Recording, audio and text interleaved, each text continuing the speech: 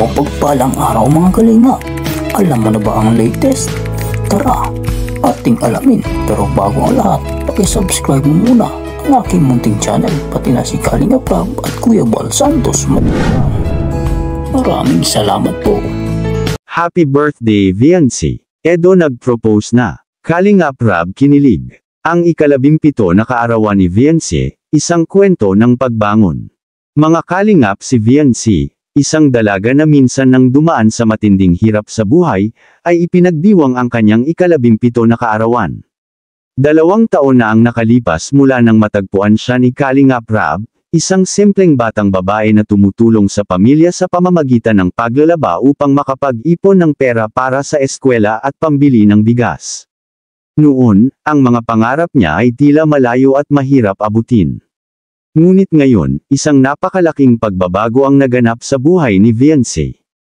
Simulan natin ang kwento ni Viancy noong siya'y 15 anyos. Ang bawat araw para sa kanya ay puno ng sakripisyo, muling paglabas ng bahay upang maglaba sa mga kapitbahay, hindi para sa sariling luho, kundi para sa pamilya. Tuwing gabi, ipinapahinga niya ang kanyang mga pagod na kamay, nagdarasal na sana, kahit paano, ay gamaan ang buhay nila. Ngunit, dumating ang Kailan Gap.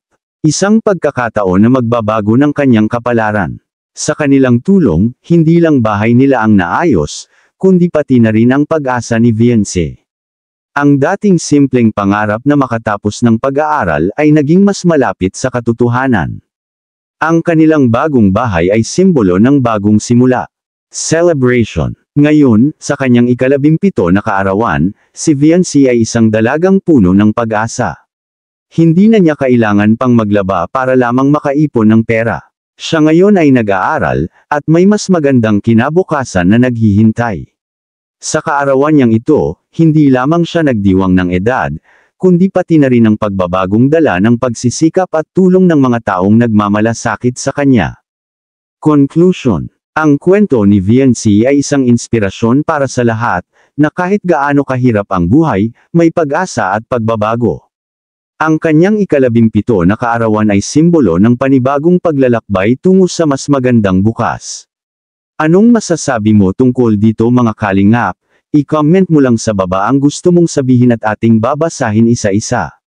Maraming salamat po. To God be the glory.